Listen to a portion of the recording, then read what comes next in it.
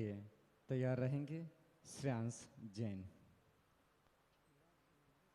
मुनिराजों के चरणों में नमोस्तु नमोस्तु नमोस्तु। माता जी के चरणों में वंदामि चुलक जी की इच्छा में। महाराज जी, मेरा प्रश्न ये है, मोक्ष के लिए अपन लोग आगे बढ़ रहे हैं, मोक्ष के बाद भी जन्म होता है क्या? और यदि जन्म होगा तो फिर वही सांसारिक दुख? तो जैसे आज पंडित जी की समाधि हुई, आज हमारे बीच पंडित जी की समाधि हुई, तो अब क्या फिर जन्म होगा? फिर जन्म के बाद फिर सांसारिक दुखों की वही रूपरेखा रहेगी या फिर क्या देखिए, होएगा? मोक्ष की जो परिणति है उसके लिए आचार्य भगवंत सूत्र लिखते हैं, कृष्ण कर्म विप्र मोक्षो मोक्षा। जब तक सारे कर्मों का पृथकीकरण नहीं होता तब तक मोक्ष नहीं होता। जब पूरे कर्म अलग हो गए तो मोक्ष हो जाएगा। पंडित जी साहब की समाधि हुई है, अभी कर्मों की निर्जरा हुई है। कुछ कर्मों की निर्जरा हुई है, पूरे कर्मों की निर्जरा नहीं हुई। हर कर्म का कुछ कुछ अंश निर्जीर्ण हुआ है, इसलिए पंडित जी साहब का भी मोक्ष नहीं हुआ। मोक्ष होगा, क्योंकि उन्होंने जो उत्कृष्ट समाधि की है, गणधर भगवान गौतम स्वामी कहते हैं, पंडित जी साहब के लिए ही बात समझ लेते हैं, अधिक से अधिक 7-8 भाव और कम से कम 2-3 भाव में उनका मोक्ष निश्चित होगा, क्योंकि उन्होंने अच्छी समाधि की है, उत्कृष्ट समाधि की है। तो मोक्ष यानी कर्म का अभाव। अब जब कर्मों का ही अभाव हो चुका है तो व्यक्ति जन्म फिर से नहीं लेगा। मोक्ष जाने के बाद कोई कभी वापस जन्म नहीं लेता। लेकिन जो देव पर्याय आदि, मनुष्य पर्याय आदि में भटक के आते हैं वापस, उनके कुछ कर्मों का क्षय हुआ है, ऐसा समझ। तो महाराज जी, समाधि का समय कैसे पता चलता है?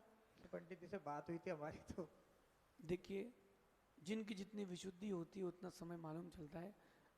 यद्यपि अपन ये अनुमान लगाते हैं कितने दिन बचे हैं, हम लोगों ने भी अनुमान लगाया था कि कुछ दिन और लग रहा था कि चलेंगे, लेकिन अपनी अपनी उनकी उनकी शरीर की आयु कर्म की परिणति, अपन केवली तो है नहीं, अनुमान लगा सकते हैं। तो रिष्टसार समुच्चय नाम का एक ग्रंथ है, उस ग्रंथ में बहुत सारे अनुमान लिखे हैं जिससे अपन समझ सकते हैं कि जीव जाने वाला, लेकिन ये अनुमान है, बाकी बहुत सारी और भी परिणतियां होती हैं, ऐसा समझिए। नमोस्तु महाराज जी, नमोस्तु महाराज।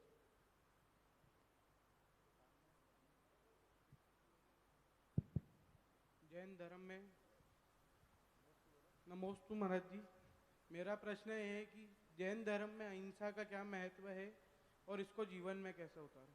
बहुत अच्छी बात है।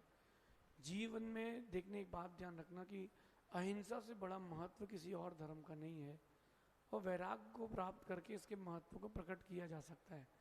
अगर आप मुनि दीक्षा ले लेंगे तो सबसे बड़ी अहिंसा का पालन कर सकते हैं। घर में, अपने जीवन में जितना कम से कम हो सके उतना कम से कम हिंसा करें।